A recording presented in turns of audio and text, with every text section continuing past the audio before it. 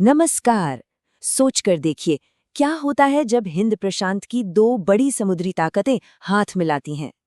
आज हम भारत और जापान की इसी अहम साझेदारी को समझने की कोशिश करेंगे। एक ऐसी पार्टनरशिप जिसमें इस पूरे क्षेत्र के भविष्य को एक नई शक्ल देने की क्षमता है। तो इस पूरी कहानी को हम 5 आसान हिस्सों में समझेंगे। सबसे पहले उस मीटिंग में हुआ क्या, फिर इसके पीछे की सोच क्या है, वो कौन से खास एरिया हैं जहां दोनों मिलकर काम कर रहे हैं, आगे का उनका एक्शन प्लान क्या है, और आखिर में इन सब का असली मकसद क्या है।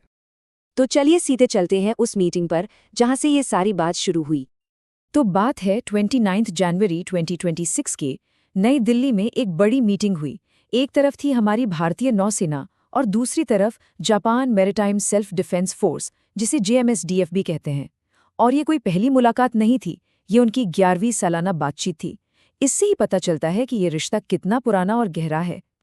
इस मीटिंग का मकसद बिल्कुल साफ था। हिंद प्रशांत, जो कि दुनिया के सबसे व्यस्त समुद्री रास्तों में से एक है, वहां दोनों नौसेनाएं मिलकर और बेहतर तरीके से कैसे काम कर सकती हैं। मतलब बात सिर्फ दोस्ती की नहीं, बल्कि एक टीम की तरह बिल्कुल स्मूथली काम करने की है। तो मीटिंग हुई, ये तो हमें पता चल गया, लेकिन आखिर सवाल ये है कि ये दोनों देश एक साथ आ ही क्यों रहे हैं। इसका जवाब मिलता है इनके कॉमन विजन में। देखिए, इस पूरी पार्टनरशिप की नींव एक बड़े आइडिया पर टिकी है, मुक्त और खुला हिंद प्रशांत।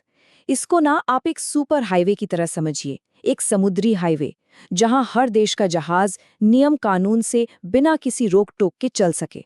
बस यही वो सपना है जो भारत और जापान को एक साथ ले आता है।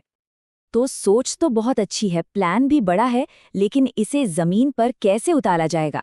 चलिए देखते हैं कि वो असल में किन एरियाज में मिलकर काम कर रहे हैं।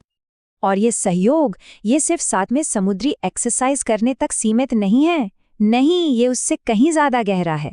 वो असल ऑपरेशंस में साथ काम करने, एक दूसरे की स्ट्रैटेजी को बेहतर समझने और समुद्री मिशन में परफेक्ट कोऑर्डिनेशन बनाने पर फोकस कर रहे हैं। और इन सब चीजों का जो सबसे बड़ा गोल है, वो है इंटरऑपरेबिलिटी। सुनने में ये थोड़ा भारी शब्द लगता है, पर इसका मतलब बड़ा आसान है। दोनों नौसेनाओं के सिस्टम्स और जहाज ऐसे काम करें मानो वो एक ही टीम का हिस्सा हों। सोच के देखिए, अगर किसी मिशन में दोनों देश साथ हैं, तो उन्हें तालमेल बिठाने में 1 सेकंड की भी दिक्कत ना हो। ये किसी भी जॉइंट ऑपरेशन के लिए एक असली गेम चेंजर है। ठीक है, तो ये तो हो गए बड़े बड़े गोल्स, लेकिन इन्हें हासिल करने का असली एक्शन प्लान क्या है? और एक्शन प्लान बिल्कुल क्लियर है। पहला कदम ऑपरेशंस यानी जॉइंट मिशन और एक्सरसाइज।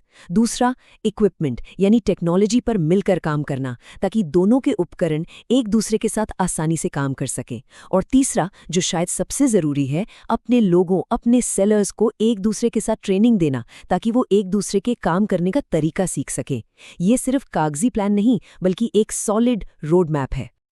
तो इन सब एक्सरसाइजेज, मीटिंग्स और प्लान्स का आखिरी मकसद क्या है? मतलब एंड गोल क्या है?